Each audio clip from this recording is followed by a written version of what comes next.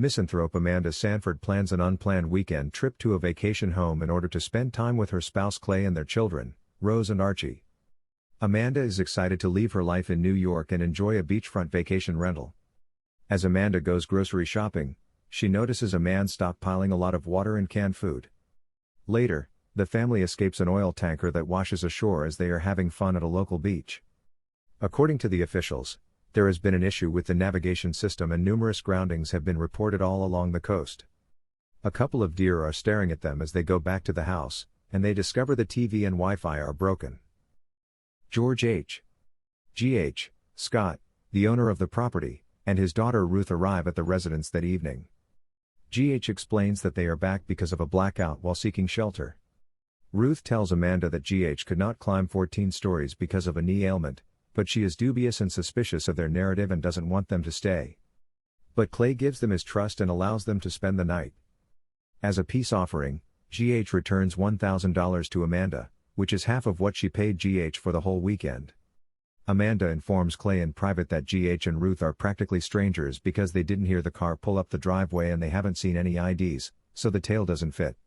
When Amanda asks to see G.H.'s ID, he says he left it in his coat pocket when he went to the Symphony Opera earlier in the day. The absence of any family pictures in the house indicates that G.H. and Ruth do not reside there. According to G.H., his wife is traveling to Morocco for work and is expected to return early the following morning. Rose is upset that she can't watch the Friends series finale because the TV and Wi-Fi are still down the next morning. On her phone, Amanda finds 4 news notifications regarding the blackout.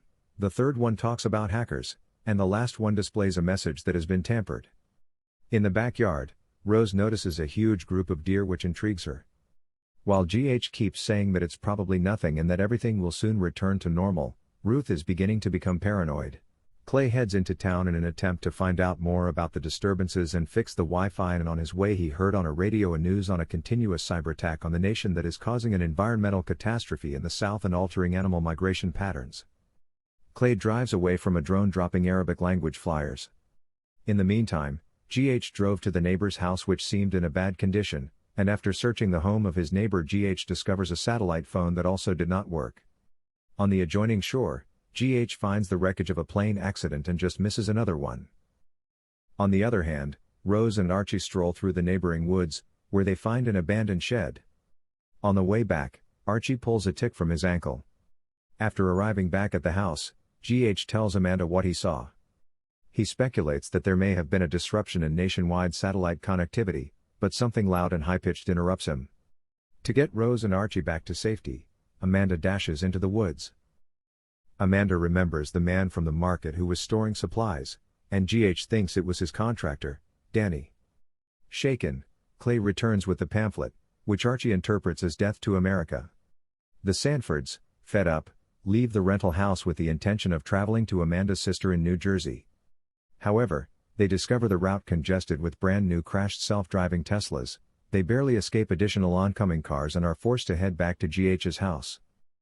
Ruth poses thought-provoking questions to Clay throughout the evening, and they subsequently find flamingos in the pool. A second high-pitched boom interrupts Amanda and G.H.'s nice conversation, and the electricity goes out. G.H. had informed Amanda about a friend of his who works in defense contracting and called him last night asking to transfer all of his large sums of money. His friend advised G.H. to take care of himself.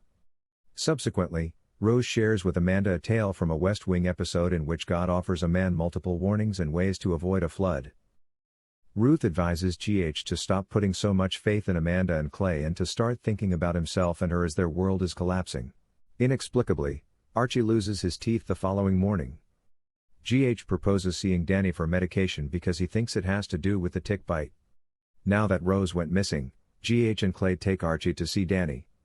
After G.H. and Clay try to persuade Danny to assist Archie, there's an armed standoff between Danny and G.H. Clay steps in and persuades Danny to assist Archie. Clay offers Danny $1,000 in exchange for some Archie antibiotics. Danny then informs G.H. that a neighbor might have an underground bunker and speculates that a microwave weapon may be to blame for the noise and Archie's missing teeth. According to Danny, tests of similar weaponry were conducted in Cuba. Shaken proposes to Clay and Archie that the nation is presently undergoing a 3-phase campaign that is expected to culminate in a coup d'état.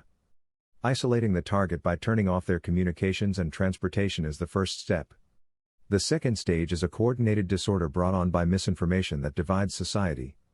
Civil war and the complete collapse of civilization are the third stage. According to GH, destabilizing a nation was thought to be the most economical option, if it was sufficiently dysfunctional. Ruth and Amanda look for missing Rose at the same time. An even larger herd of deer confronts the two at the shed in the woods behind the home, which they drive away. Ruth and Amanda observe the bombing of New York City. In the end, it was shown that Rose discovered the bunker at the neighbor's house, where the computer message alerts readers to increased radiation levels in several American locations. Then she discovered a Friends TV show DVD, which she played on the screen to watch the much-anticipated series finale and left all the chaos behind.